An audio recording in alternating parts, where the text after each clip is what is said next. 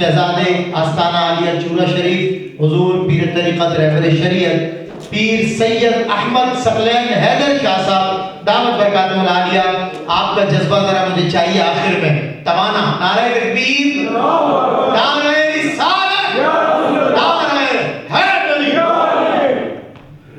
الحمدللہ رب العالمین والصلاة والسلام علی سید الانبیاء والمرسلین وعلی آلہ وصحبہ اجمعین۔ اعوذ باللہ من الشیطان الرجیم، بسم اللہ الرحمن الرحیم۔ تمام حمد و ثنا اور تحمید و تقدیس اس قادر مطلق کے لیے جس نے ہمیں اپنے حبیب علیہ الصلوۃ والسلام کا امتی بنایا۔ لامحدود درود و سلام اور نعت و توصیف مبتدائے مرسلہ آفتاب ذوفشاں چارہ ساز بے کساں رازدار کن فقاں خاتم پیمبراں سربرے ان سجم، حضور نبی کریم علیہ الصلوۃ والسلام کی بارگاہ اقدس میں کہ جن کی عظمت و رفعت، شان و شوکت، شرف و توقیر، اوصاف و کمالات، محامد و محاسن اور جن کے فضائل، خصائل یا شمائل میں سے کسی ایک کی وسعت اور عظمت کا احاطہ کرنا نہ آج تک کسی کے لیے ممکن ہوا، نہ ہے، نہ ہوگا۔ غالب ثنائے خواجہ بجزدہ گزاشتیں کہاں ذات پاک مرتبہ دان محمد اور صرف تو ساڑی مولا کردہ، میں کیا عاجز گولا بردہ، سخن کریندہ ڈردہ ڈردہ، وال نہیں گفتاری دا۔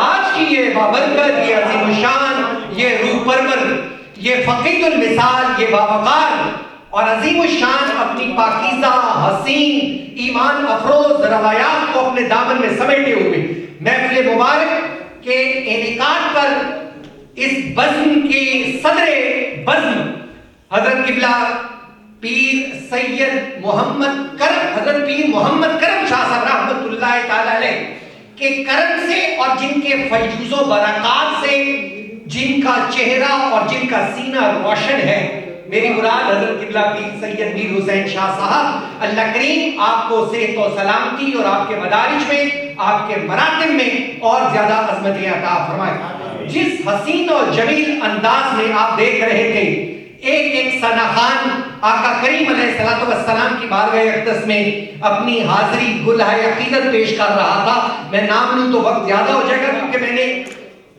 10:43 ہو گئے اور میں نے 50 میں بات کو ختم کرنا ہے 7 منٹ کے اندر، ٹھیک ہے؟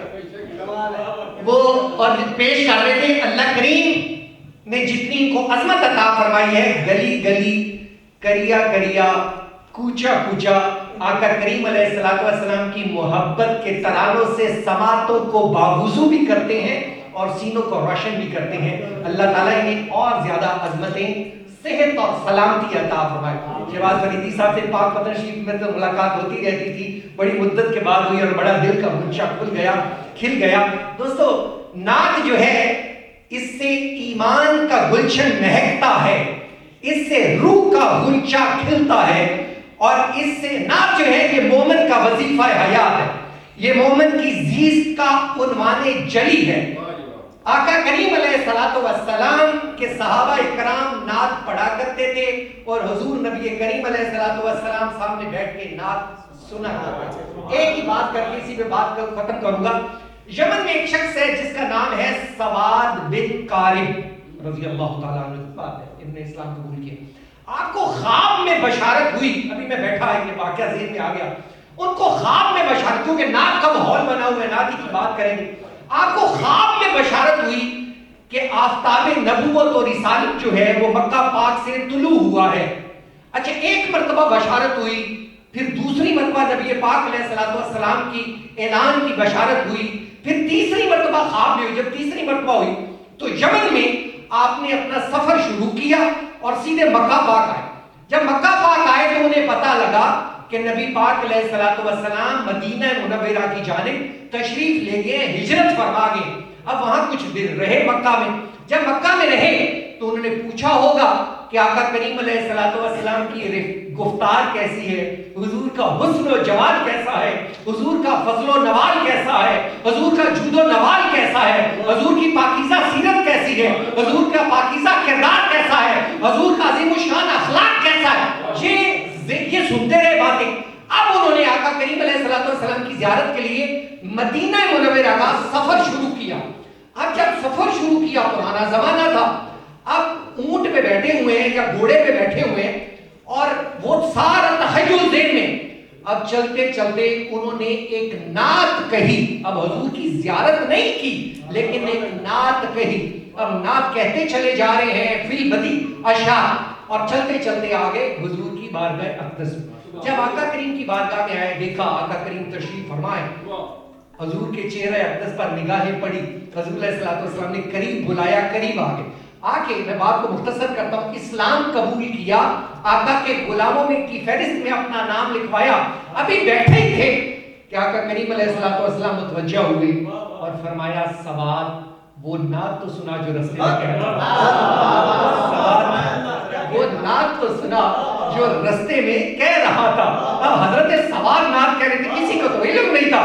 اب ذرا آنکھوں کے سامنے وہ منظر لائیے کہ حضرت سواد بن قارن اٹھ کے کھڑے ہو گئے, چہرہ مصطفیٰ آنکھوں کے سامنے ہے, ہاتھ باندھ لیے ہوں گے, آنکھوں سے اشکوں کی جھڑی لگ گئی اور حضور کو دیکھتے ہوئے حضور کی نعت پڑھی ہوگی. حضرت نابغہ الجادی, 2 منٹ بات کو اور رہ گئے. حضرت نابغہ الجادی, آپ کی عمر مبارک کافی ہوئی, ملک صاحب قبلہ عمر مبارک آپ کی کافی زیادہ تھی.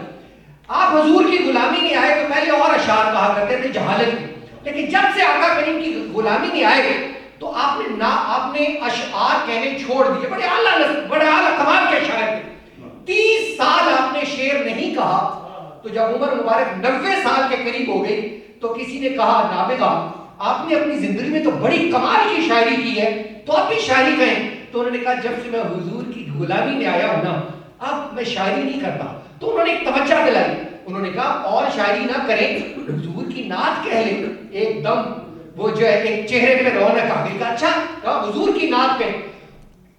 انہوں نے حضور کی نعت کہی اور 200 اشعار پر مشتمل نعت پڑھی. آقا کریم کی بارگاہ میں آئے اور آقا کریم نے فرمایا, منبر پر تقریر فرما ہوئے آقا کریم علیہ الصلوۃ والسلام کے حکم پر. اب عمر مبارک اتنی ہے 100 سال کے قریب, نعت پڑھ رہے ہیں اور آقا کریم سن رہے ہیں. جب نعت کہہ کے منبر سے نیچے اترے, اب ذرا غور کیجئے, آقا کریم علیہ الصلوۃ والسلام نے ید اللہ فوق ایدیہم کی عظمت والے دونوں دستے مبارک ان کے گالوں پر رکھے, چہرے پہ لگائے اور کہا سوال, اور کہا نابغہ اللہ تیرے چہرے کی رونق کو سلامت رکھے. یہ نعت پڑھنے کا اجر آپ کو بتا رہا. حضرت نابغہ جادی کی عمر جو ہے وہ 100 سال سے زیادہ ہو گئی تھی. جہاں پر ڈانٹ ٹوٹتا تھا وہاں پر نیا ڈانٹ آ جاتا تھا.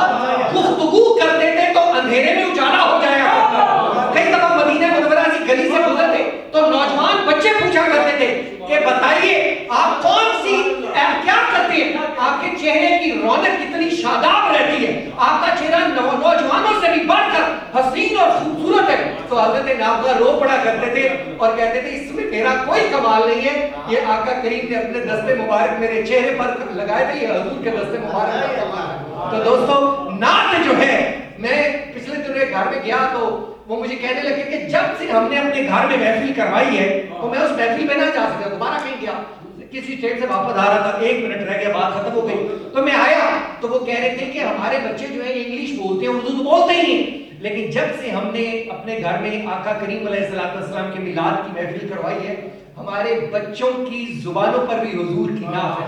بچے سوتے جاگتے بیٹھتے اٹھتے حضور کی نعت پڑھتے ہیں. میں سو جاؤں یا مصطفیٰ کہتے کھلے